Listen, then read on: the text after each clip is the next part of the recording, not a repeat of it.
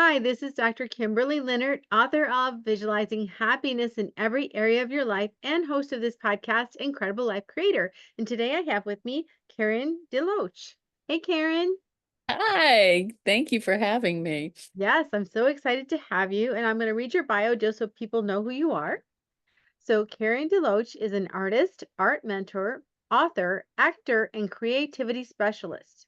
She is passionate teaching about the miraculous healing potential of art. Stirring up the creative in others is her superpower. She has a BFA in painting and theater, MA in ceramics, and film certificate in film production. She teaches art history and appreciation in college using textbooks that she has written. The arts are her passion, and she loves teaching, mentoring, coaching, and talking about the miraculous healing power of art. Well, I am an artist and I want to hear all about this. So please tell us your story and how you did all these wonderful things in one lifetime. You know how they try to tell you when you're younger, you're going to be a jack of all trades and a master of none, but I just couldn't limit my interest. I just loved it all, and it's all in the fine arts categories. I didn't actually go to film school till I was in my 50s Mm. because my I was raised by a wonderful Irish storyteller who was on vaudeville back in the day, and he really passed on that love of storytelling, which is what filmmaking is, and even theater, and doing a lot of theater work. The arts, I've been an artist, but it became clear that the best way to support yourself as an artist is to teach. I didn't realize how much I would love it though, and I have for decades. And then my husband and I ended up homeschooling our 4 children, and I became the homeschool co-op art teacher. And I taught out of my studio and classrooms and schools before I ever made it to the college scene. So teaching all ages, all skill levels, became really a beautiful passion too, besides doing art. And you can see I have one of my books, How to Draw, which grew out of the exercises that I found so successful for my students. And then when I was teaching in college, my rural art students were not getting the art history and appreciation textbooks. They are usually written by art historians, and they are, of course, lovers of art, but they're coming from a very left brain, analytical, detail place, and not to that storytelling where these artists and their paintings and their sculptures have stories, and they give us a rich Western history. So a publisher approached me, and in 2020, that was my pursuit that year, to write a textbook for these kinds of students. And it's a 630-page tome with 1,800 images. So even if they don't read it, they're going to see lots of pictures. So I make them try it. I make them find something they love out of all of these choices, and hear some stories about our incredible history. So that's been more recent, until we all kind of got shut down to the internet, right? And I had to learn to take my teaching and mentoring to the online world. And fortunately, it's visual, and you are now taking visual, even though most podcasts are audio, you have the option of the video. And I've been teaching and learning how to do classes, and even group classes and workshops online. So I've had to have a whole new learning curve of the whole marketing and sales, because when you teach in schools, you don't have to find the students, but when you're entrepreneuring on your own, you have to find your own clients. That has been a challenge, because they don't teach you that in school, I promise, not in art school anyway. So that's been the challenge of the last 3 years. But you were talking about having students and the healing power of art. Well, seeing it in action for my own life and for the life of some of my students set me on a journey more recently to discovering the science behind what was happening in people's lives. I'm not an art therapist, I'm an artist, and I was learning all these new things about our right brain. And that's what's really made me passionate about sharing the news. Guess what? We're all creatives. We were born that way. We have this right brain that's devoted to creativity. And when you combine it with our brilliant, well-trained left brains with order and memorization and critical thinking and timeliness, and you combine that with the intuitive, inventive, and very imaginative right brain, you make neural connections that help you think outside the box, help you overcome brain fog, release serotonin, the happiness chemical, which you are an expert on. So I'm like, oh, we've got to talk about the connection between being happy and being creative, because that's what I learned. You release serotonin after only 15, 20 minutes of some kind of creative activity. And there's such a huge variety of them that there's choices for everyone, even if they don't identify as an artist or musician or dancer or writer. So I say all that as a way of introduction to let your audience know we're still talking about you. Oh, cool. And, my background is in behavioral optometry. And for people who don't know that, what that is, I worked with people to integrate their vision, brain, and body. And we do that by using both sides of the body and by integrating the vision with that and integrating movement with that. And brain pathways are created when you do that. In fact, even if you always, let's say when you put your jeans on in the morning, you always put your right leg in first and then your left leg in. If for the next 7 days you decide to put your left leg in instead of your right leg in first, you're creating brain pathways. Every time you learn something new, a dance, a sport, any type of movement, you're creating brain pathways. So when you do art, you're creating those brain pathways from a physical standpoint, but you're also creating brain pathways from the emotional, mental side also. Yeah, that's what I've found out, and how it creates more brilliance for number one, gets over brain fog. There's so many things that scientists have found beneficial of that. But just like you're describing, they did a study of people who sing in the shower. So do you sing in the shower? For me, it's in the car when I'm all by myself, I'm belting it out. But that very thing you're describing with these neural pathways. So there you are, rub-a-dub-dub, scrubbing in the tub, not even worrying about your left brain, not thinking about problem solving, but you're singing, you're engaging left brain, right brain, you're doing those neural connections. You get out, you release serotonin, dopamine, you feel so good and snuggly, and you get an idea pops in your brain, right? Some new way of thinking about something, or a different perspective maybe on a relationship issue, or the title of your next chapter in your book, or something from work that's been puzzling you, and you don't realize that connection between just having spent 20 minutes singing in the shower has created more brain power for you.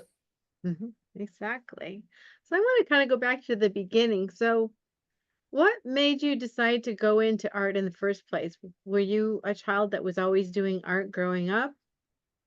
It was one of the things I was doing growing up. I was also, doing plays in kindergarten playgrounds, all right, this jungle gym is actually landed from space, and, you're the astronaut to defend the girl in distress. So I was always directing these little plays.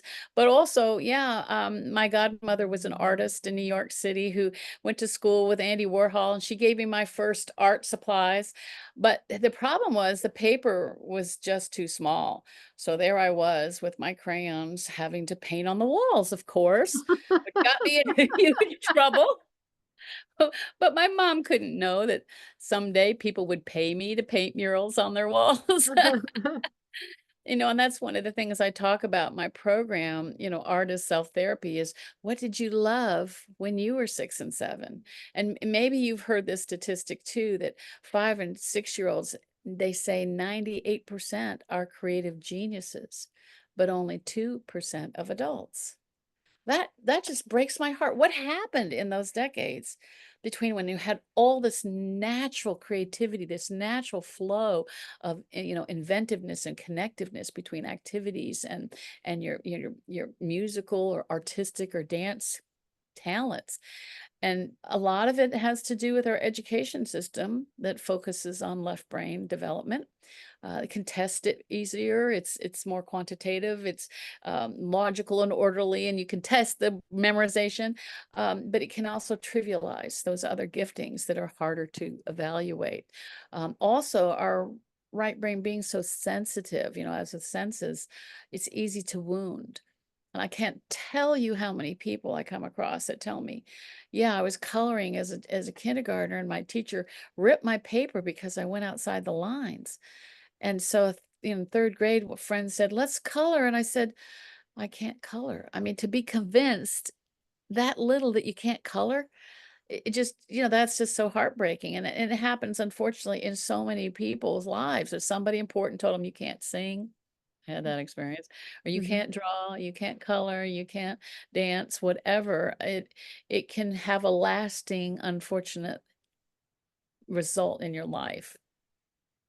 But I'm here to say it's never too late. You're never too old. And it's possible to get back that same joy and happiness you experienced as a child doing things that you love to do.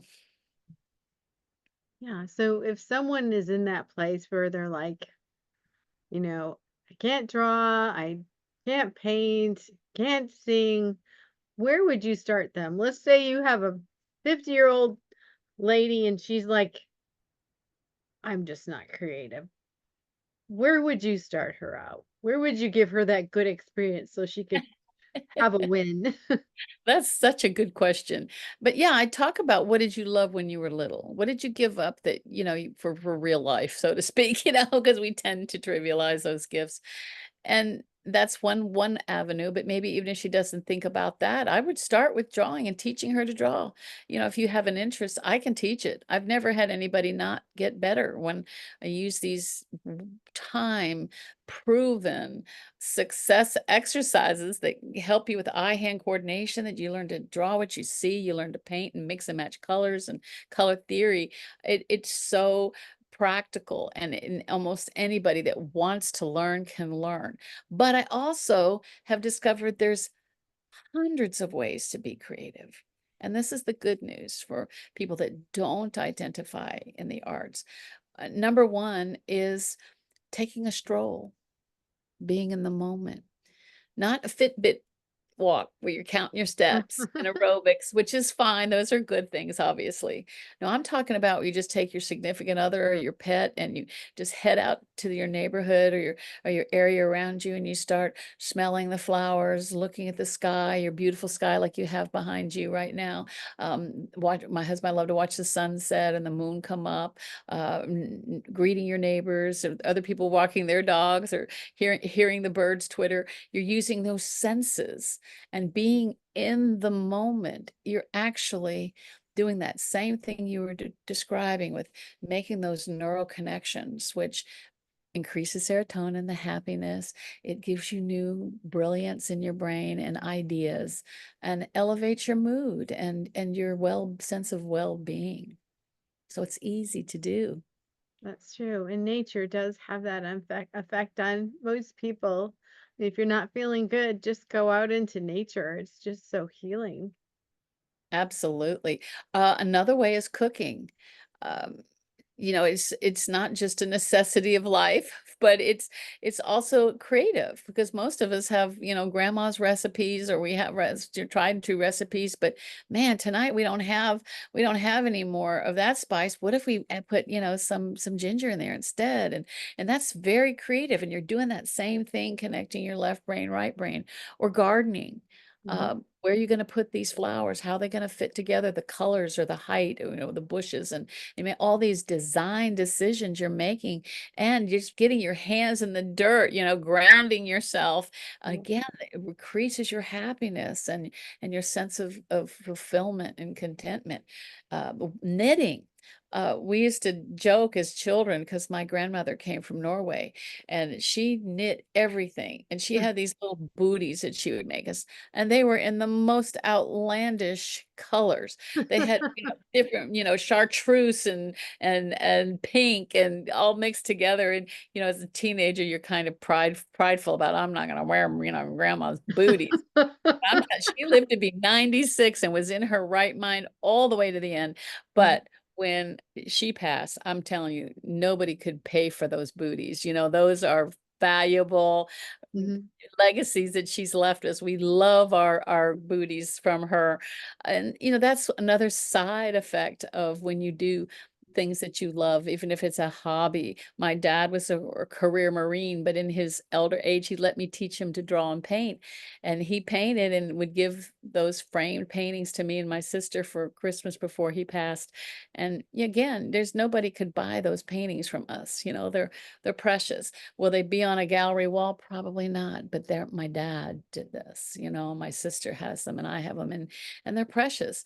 And so there's this wonderful side benefits. And I can tell you, if I gave my family a gift that wasn't made by my hand, they would be very disappointed, either in ceramics or in painting and drawing. It's just, an expectation that they're going to, get something from me that's going to be handmade. So when you have a sense that that's worthwhile. And, we have opportunities now like never before with the internet. Okay, you always wanted to learn to play the piano, for instance. It's never too late to try it. All you need is a keyboard anymore. You don't have to have a full grand piano. And everybody, whether you're 5, 50, 55, 85, you're going to start the same way. Where do your fingers go, right? And which ones, C, D, where do your fingers go? And how do you translate that from the notes on the page? And so there's basic things. When I teach drawing, I teach this to 5, 50, no matter how old the students are, you start in the same place. Mhm. And that's really gratifying. It's not too late. That's what I'm saying. I can say honestly, having to learn, marketing and sales, these whole new Mhm. world online and all the systems it takes. We had to learn how to do Zoom, and Mhm. it's opened up the whole world to us and connected us in ways that never would have happened before. And that is very creative. For you, just doing your podcasting, you have to have the scheduling and the order and the timeliness and know all the technical things, but you're also creating brand new content that's never been here before, the very definition of creativity.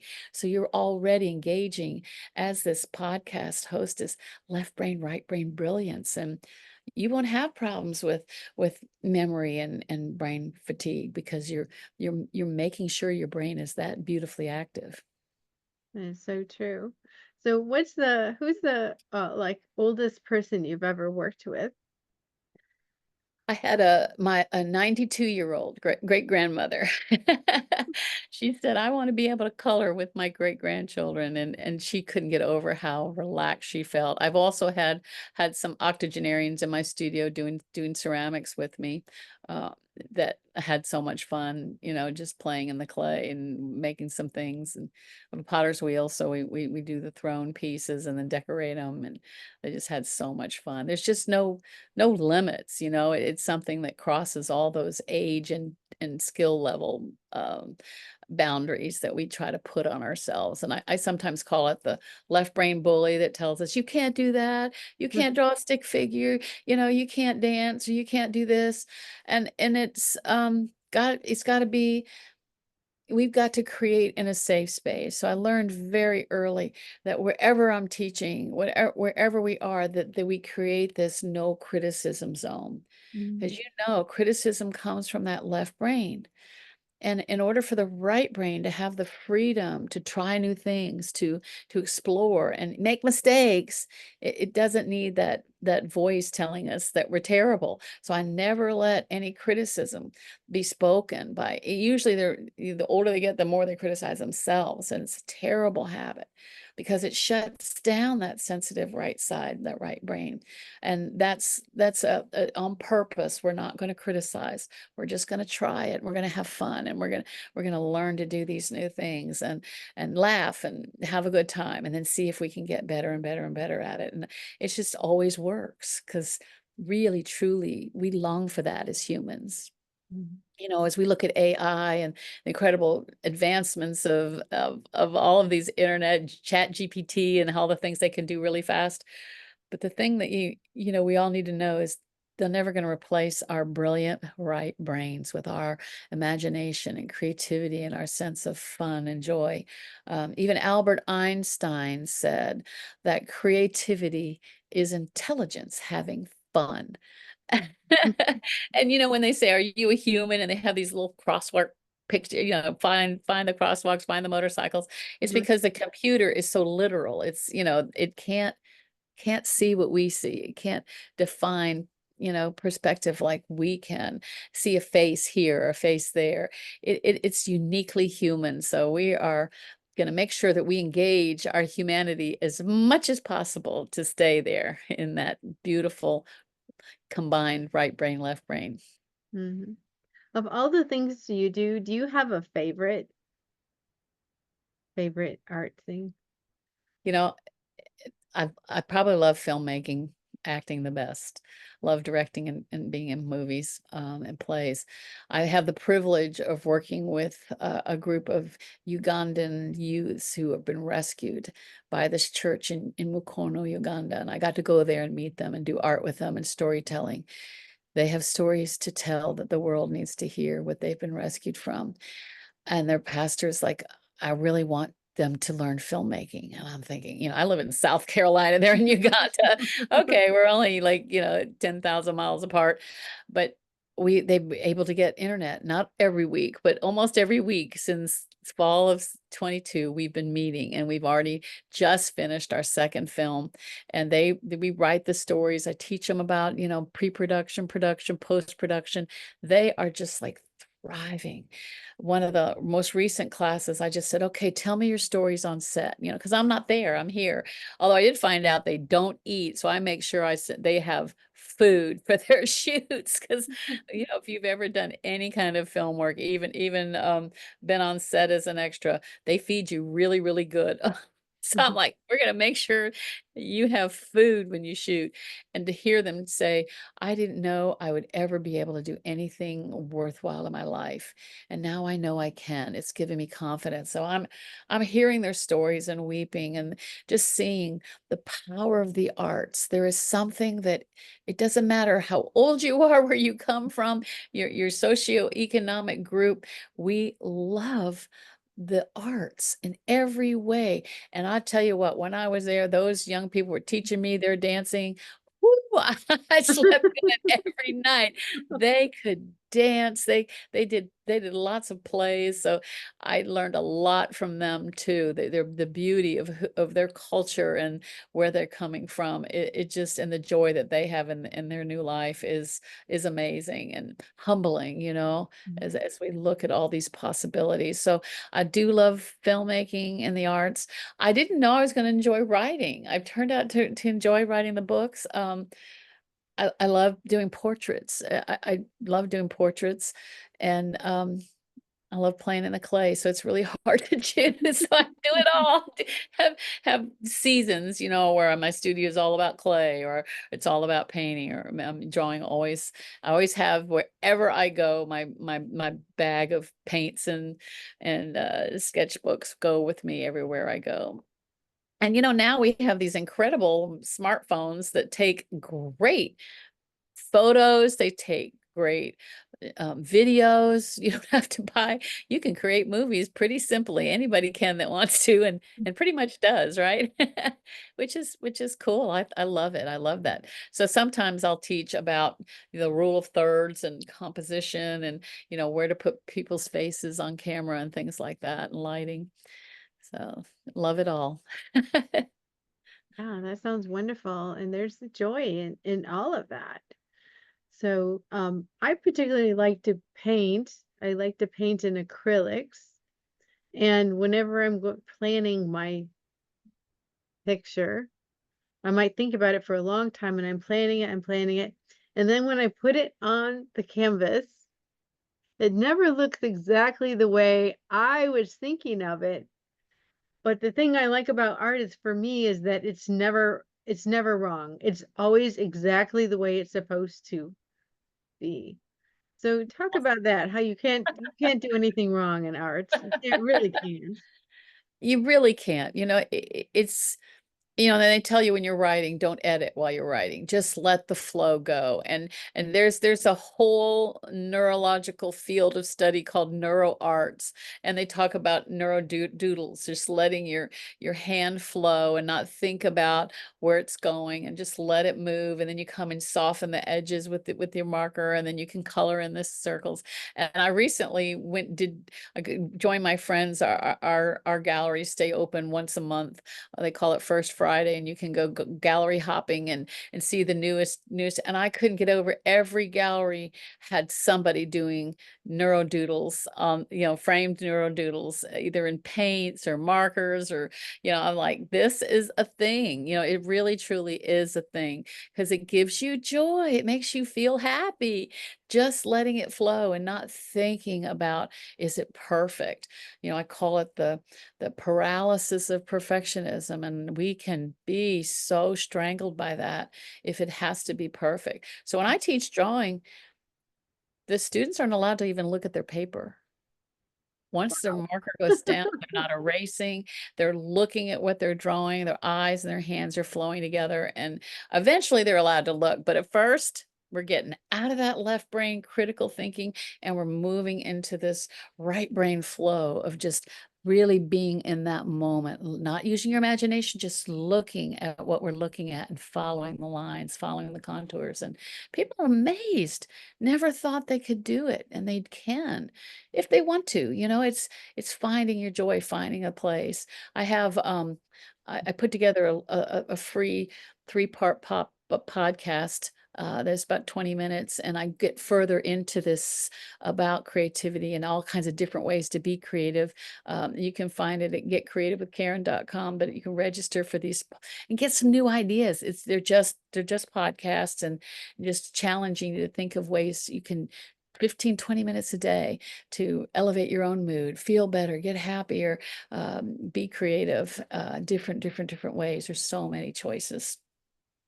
Beautiful. So, yeah, so if people did want to connect with you, where do they go? Because you told us about the pop-up podcast. But where do they go, and what classes or what things do you have available right now?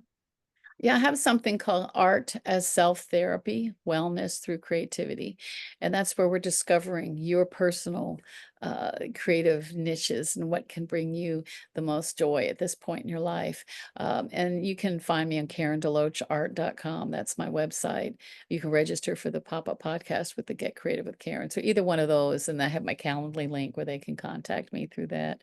And it's really kind of been a new world for me, because what I saw, well, I saw it happening with my students. Is it okay if I tell a couple of stories Oh, about that? mhm.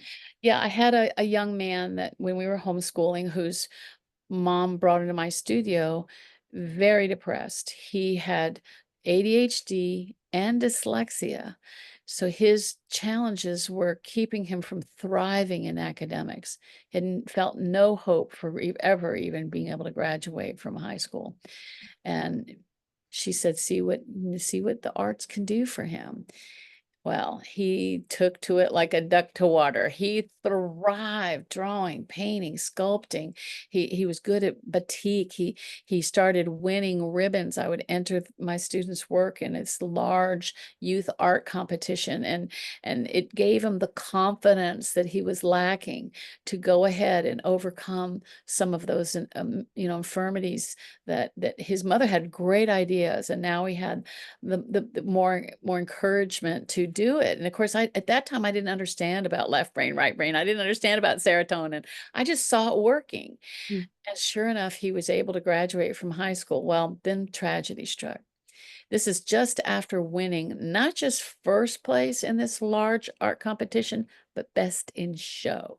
He's riding on that high, and he gets a brain infection that causes a stroke, and he gets paralyzed on the right side of his body. Oh, Well, of course, it was devastating. They didn't even know if he would live.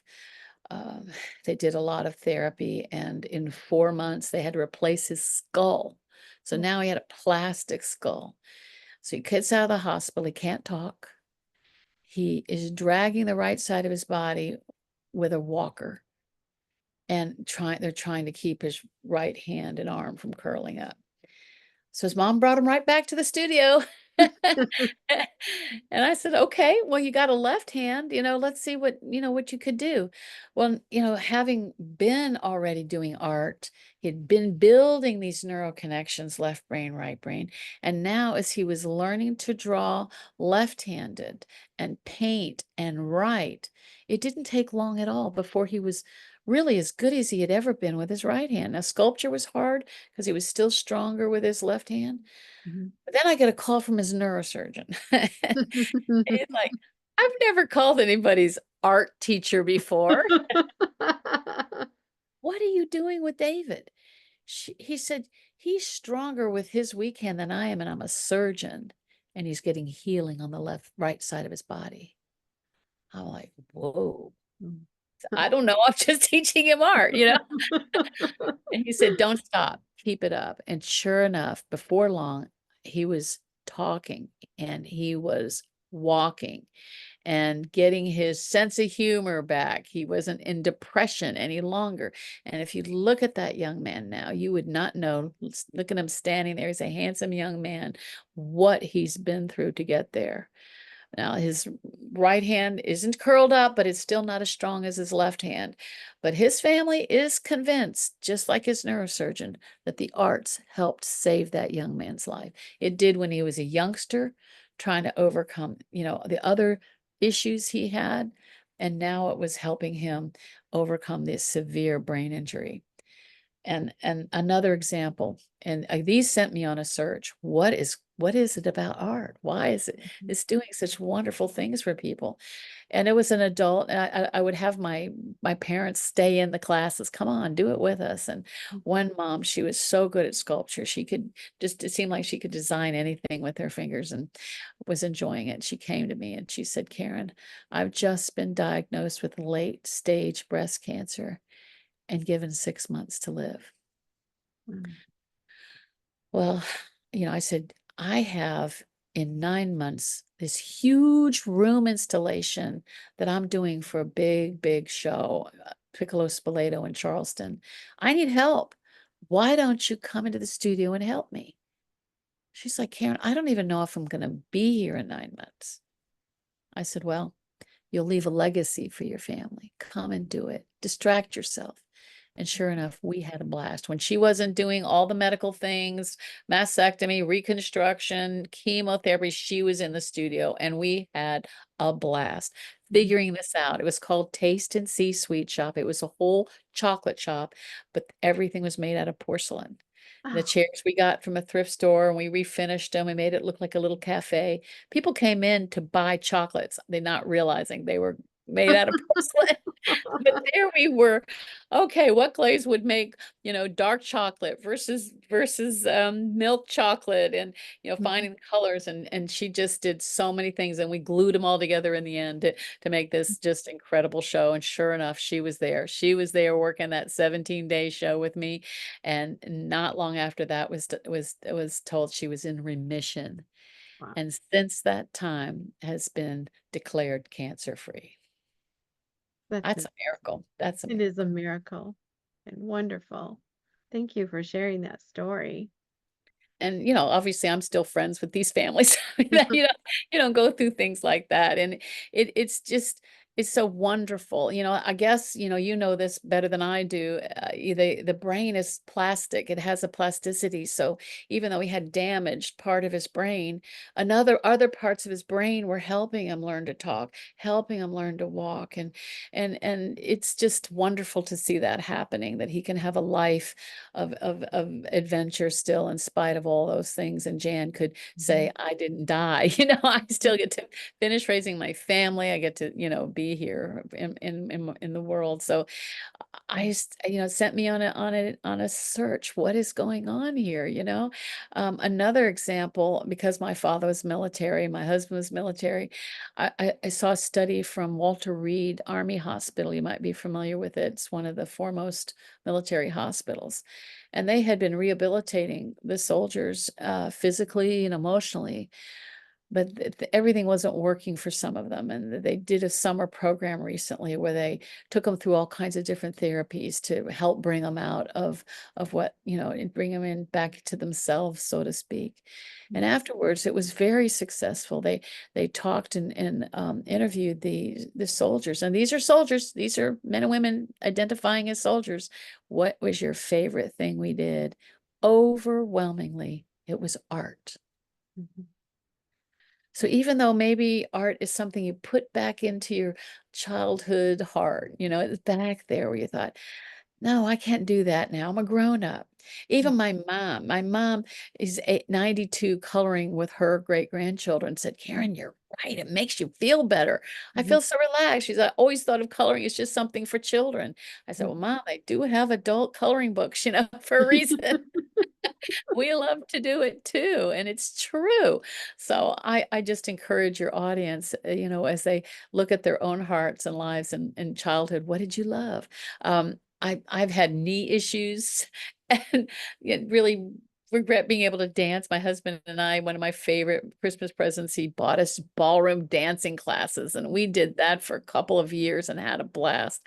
And I have a girlfriend that said, why don't you join me for line dancing classes? I don't have to do the hopping on my knees. I said, okay. So next month we're doing ballroom dancing. And I just say, find your joy, find things that you can participate in that will, bring that happiness into your life and more fulfillment and joy. It's worth it. It is. It is worth it. So you're right on the right podcast because that's what we talk about all the time. Just find what makes you happy. So that is awesome. So I want to ask you a personal question now. What gives you the most happiness and fulfillment at this point? Well, I do love stirring up the creative in others. I love to see it happen. I'm working with a young man, 77 years old. He was an engineer, very left brain career, right? But he loved the arts and he would take courses through his life, finished raising his children. So when he retired about 7 years ago, he took up painting and drawing and was loving it. His family was loving it. And then he started having some health problems, and a couple of years ago was diagnosed with Parkinson's. And he stopped painting and drawing. His right hand was shaking so badly, mostly just his right hand. And his son came to one of my workshops down here in South Carolina and said, I need you to talk to my dad. And so by the power of the internet, right, he lives in Connecticut and Maine, we could start doing classes together. I said, okay, your left hand's working. Since I'd seen this before, Uh-huh. I've seen it work before. And I'll tell you what, as you're practicing, I'll practice with my right hand because I'm a lefty. So Uh-huh. he started drawing and painting left-handed in a very short amount of time, going, I haven't enjoyed this in years. You're bringing joy back to my life. And he even had one of his best friends call his son down here and said, whatever's got, whoever's working with your dad, is I can see the difference in his life. And it doesn't take a long time or take a lot of time per session. And that's what's exciting. It's there, it's in your brain, it's in our hearts to do it. And if it's writing, everybody's got a story to tell, right? And again, you don't edit when you write, you just tell the stories. And now we have different ways. You can use your phone, and record your stories on your phone and have it even printed out for you. You don't even have to type it out. So there's ways to get those stories down. How I wish we had gotten more stories down from my dad before he passed, about his family. They were Irish immigrants, potato famine immigrants, and don't even hardly know them. And, that's one of my regrets. So we made sure before my grandmother from Norway, we want to hear all about these stories, to tell. And you leave a legacy again for your loved ones, for your family. So I encourage everyone, you can tell your stories and either write them out like a journal, or speak them. Mhm. Yeah, that gives me a Beautiful. lot of joy. Well, thank you so much for being on the podcast and for your stories and your wisdom on creativity. Thank you. It's my pleasure. It really is. So Yeah. yeah. Did you have But any other questions? I do. I have one last question before we finish. Okay. What is your best advice on living an incredible, amazing life? That's a great question. Give yourself grace. Have the grace to be gentle with yourself when you're trying something new. Don't let that left brain bully talk you out of trying new things. So give yourself the same grace you would anybody else trying something new. How's that? Beautiful. It's great. Thank you so much, Karen. Oh, my pleasure. Thank you. I appreciate you and what your message and what you're doing for your audience to bring them more joy and happiness. So thank you. All right, we'll talk to you again soon. Blessings.